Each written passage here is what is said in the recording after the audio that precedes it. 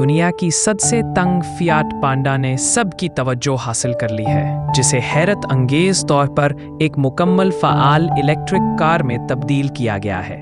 ये मुनफरिद, single seater और निहायत पतली गाड़ी तंग गलियों और शहरी इलाकों में आसानी से चलाई जा सकती है।